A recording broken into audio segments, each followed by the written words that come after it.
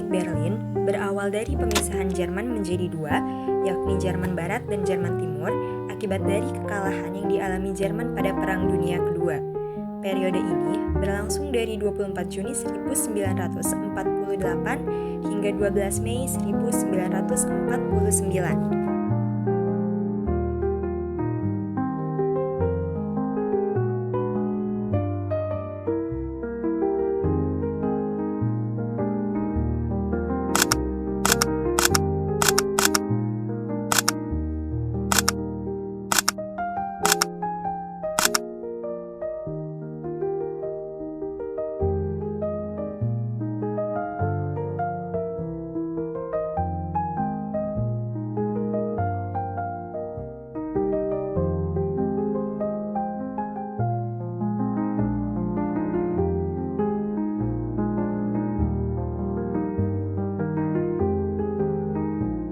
Peristiwa ini merupakan salah satu krisis internasional besar pertama pada Perang Dingin dan merupakan krisis besar pertama yang menghasilkan korban.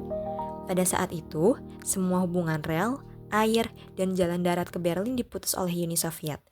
Uni Soviet melakukan hal ini sebagai reaksi atas diberlakukannya reformasi ekonomi dan ditetapkannya Deutschmark sebagai valuta baru di Jerman Barat oleh Sekutu Barat, yaitu Amerika Serikat, Britania Raya, dan Prancis. Mereka ingin memaksa Sekutu Barat memberi izin supaya Uni Soviet yang memasok sembako ke bagian barat Berlin dan dengan ingin secara efektif memberi Uni Soviet kekuasaan penuh atas seluruh kota Berlin. Sebagai tanggapan, Sekutu Barat mengadakan jembatan udara ke Berlin yang membawa sembako bagi penduduk Berlin Barat. Lebih dari 4.000 ton diperlukan oleh Berlin setiap harinya selama masa koridor udara ini. Jumlah ini 10 kali lipat yang melingkari tentara ke-6 Jerman 6 tahun sebelumnya pada pertempuran Stalingrad. Angkatan Udara Inggris, Angkatan Udara negara persemakmuran lainnya, dan Angkatan Udara Amerika Serikat yang baru saja dibentuk menerbangkan lebih dari 13 juta sembako dengan 200.000 penerbangan ke Berlin. Operasi ini berlangsung selama lebih dari 1 tahun. Pada musim semi 1949, usaha ini membuahkan hasil yang memuaskan dan koridor udara ini mengangkut lebih banyak kargo daripada yang dibawa per rel ke kota Berlin sebelumnya. Keberhasilan jembatan udara ini dikatakan mempermalukan Uni Soviet yang berkali-kali menyatakan bahwa usaha mereka tak akan berhasil. Blokade ini dihentikan pada bulan Mei 1949. Salah satu warisan nyata koridor udara ini ialah bahwa di Berlin Barat terdapat 3 bandar udara di setiap sektor Sekutu Barat, yaitu Tegel di sektor Prancis, Gatow di sektor Britania, dan Tempelhof di sektor Amerika Serikat. Bandar-bandar udara ini akan melayani Berlin Barat sampai 50 tahun ke depan.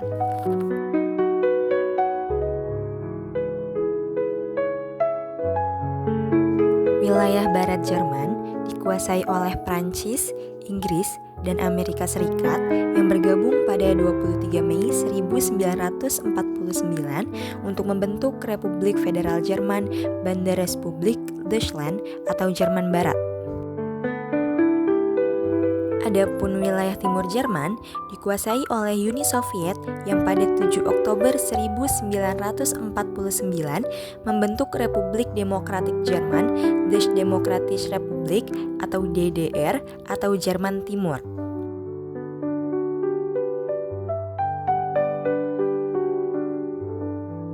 Konflik terjadi ketika Uni Soviet berbeda pandangan dari 3 negara sekutu yang menguasai Jerman Barat. Stalin ingin menghancurkan ekonomi Jerman agar negara ini tidak akan pernah bangkit lagi. Sebaliknya, sekutu di Barat ingin Jerman tetap hidup dan dapat berkontribusi dalam perdagangan dunia. Zona Amerika Serikat, Inggris, dan Prancis di Barat mulai dibangun kembali dan sektor perdagangan pun tetap berjalan.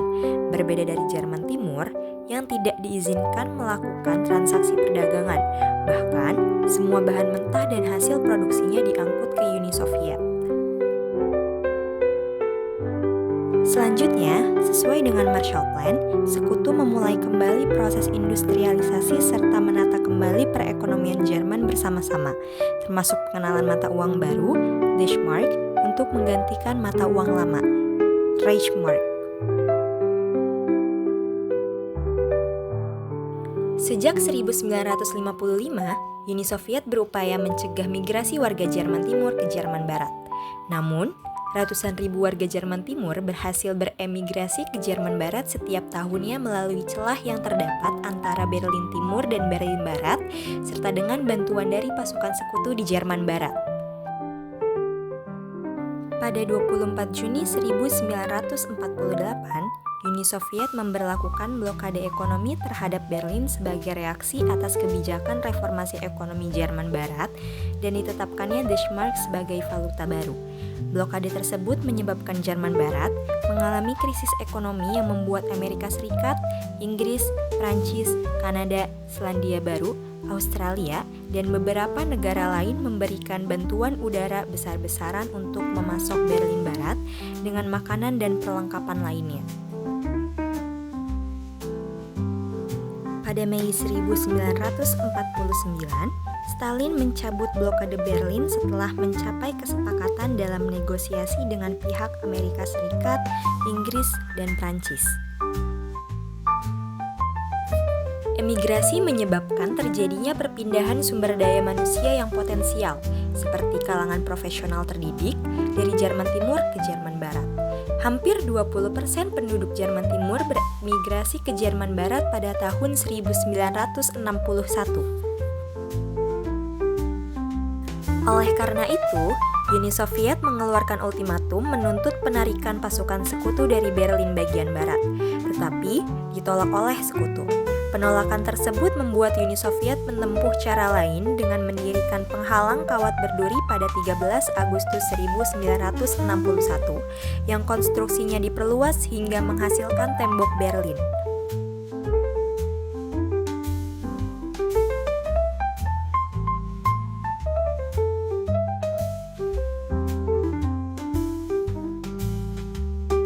Gabungan Kepala Staf Amerika Serikat Direktif 1067 mewujudkan tujuan-tujuan rencana Morgenthau.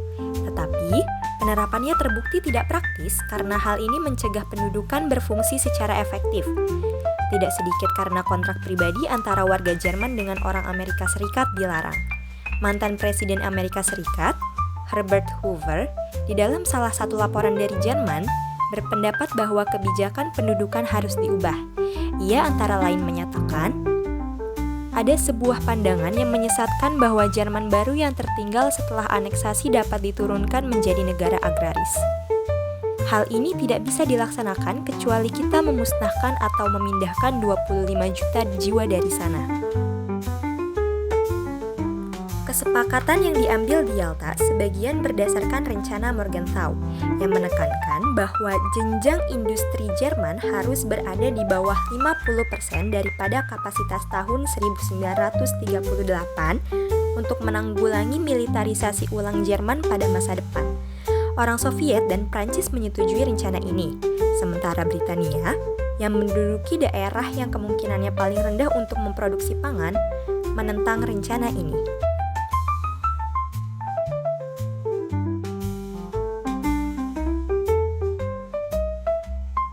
Blokade Berlin menimbulkan krisis besar bagi Amerika Serikat dan sekutunya. Mereka menghadapi dilema menyerah pada tuntutan Soviet atau mengambil risiko perang untuk mempertahankan Berlin Barat. Amerika Serikat dan sekutunya memilih untuk melakukan operasi jambatan udara yang dikenal sebagai Operation Vitals atau Operation Plainfare. Mereka mengerahkan ratusan pesawat untuk mengirimkan makanan, bahan bakar, dan kebutuhan pokok lainnya ke Berlin Barat. Operasi ini merupakan tantangan besar, karena pesawat harus terbang siang dan malam dalam kondisi cuaca yang buruk. Namun, berkat kerja keras para pilot dan teknisi, mereka berhasil mengirimkan cukup pasokan untuk menjaga penduduk Berlin Barat tetap hidup.